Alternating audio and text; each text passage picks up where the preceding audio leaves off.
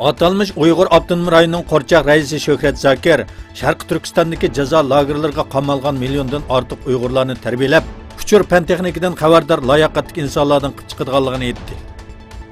Xitoy texi yaqingacha bu lagerlarning mavjudligini inkor qilib kelgan bo'lib, bu lagerlarda qamalg'uvchilarga siyosiy tashviqot ilib berayotganligi va ularning xo'rliqqa uchrayotganligini oshkorlagan edi.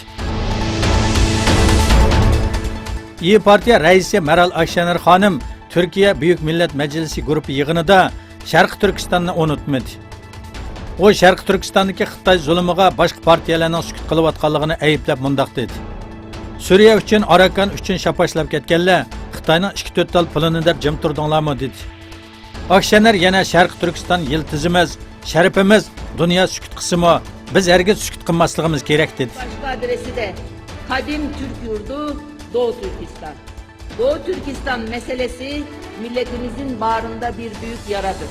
Arındırma kamplarına milyonlarca Türk doldurulurken Erdoğan'dan ses yok.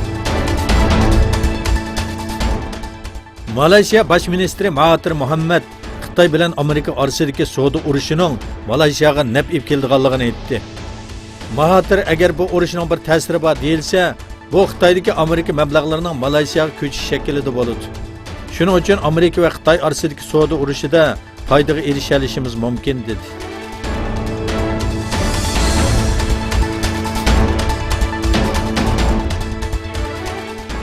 Hondurasda bir kichik guruh tarafidan boshlangan shimolga yurish harakati yo'lda qitilganlar bilan 3 mingga yetdi.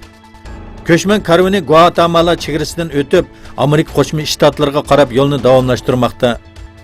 O'z davlatidagi namratlikdan qochib, yangi bir hayot qurish uchun kollektiv yo'lga chiqqan Honduras ko'chmanlarining Guatemala chegarasidan o'tib Amerikaga qarab kelayotganligi bildirildi.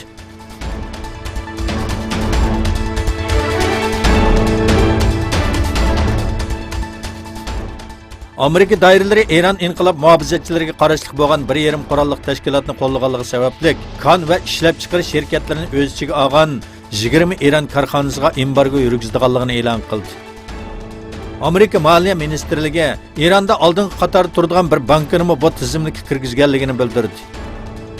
Embargo yurgizilgan tizimlikda O'rta Sharq va Afrika rayonining eng chong traktor ishlab chiqarish korxonasi bo'lgan Eron traktor ishlab chiqarish shirkati bilan eng chong po'lat to'mir ishlab chiqarish korxonasi bo'lgan Muborak to'mir shirkatimi bor.